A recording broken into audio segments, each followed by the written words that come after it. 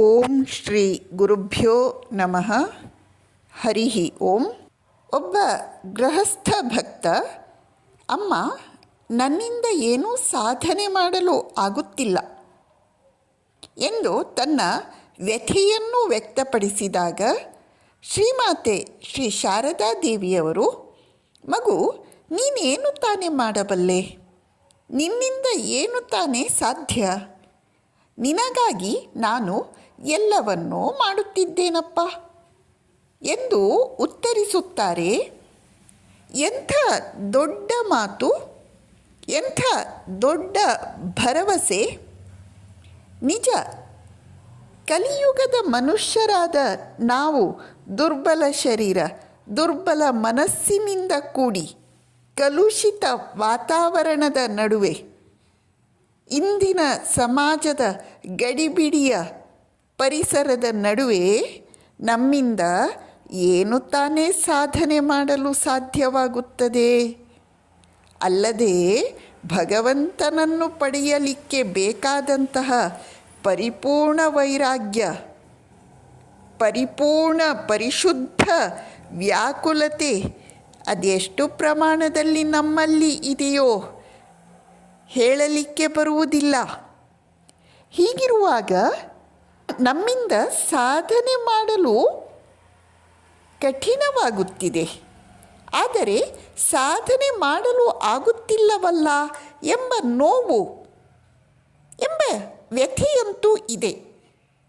ಇದಕ್ಕೆ ಶ್ರೀಮಾತೆಯವರು ಎಂಥ ಒಂದು ಅಮೂಲ್ಯ ಭರವಸೆಯನ್ನು ನಮ್ಮಲ್ಲಿ ತುಂಬುತ್ತಿದ್ದಾರೆ. ಅವರು ಹೇಳುತ್ತಾರೆ, ಮಗು, ನೀನೇನು ತಾನೇ ಮಾಡಬಲ್ಲೆ? ನಿನ್ನಿಂದ ಏನು ತಾನೇ ಸಾಧ್ಯ?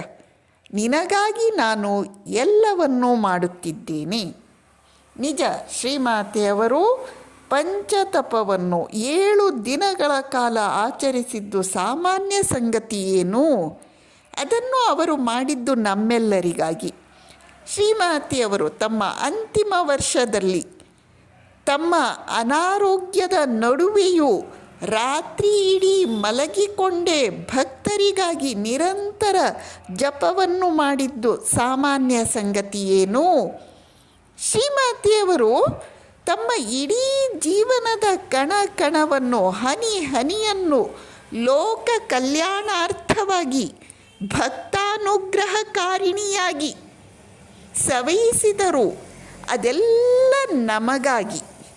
ಆದ್ದರಿಂದ ಹೇಗೆ ತಾಯಿ ತಂದೆಯರ ಆಸ್ತಿ ನಮ್ಮ ಪಾಲಿಗೆ ಬರುತ್ತದೆಯೋ ಹಾಗೆ ಶ್ರೀಮಾತೆಯವರು ನಮಗಾಗಿ ದೊಡ್ಡ ಗಂಟನ್ನು ಮಾಡಿ ಇಟ್ಟಿದ್ದಾರೆ. ಅದು ನಮಗೆ ಖಂಡಿತ ಬರುತ್ತದೆ. ಇಲ್ಲಿ ನಮಗೆ ಅದ್ಭುತವಾದ ಭರವಸೆ, ಸಾಂತ್ವನ ಇದೆ.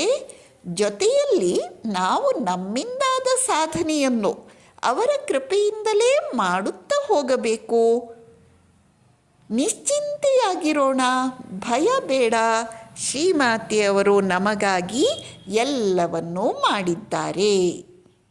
ಏನದ್ಭುತ! ನಮಸ್ಕಾರ.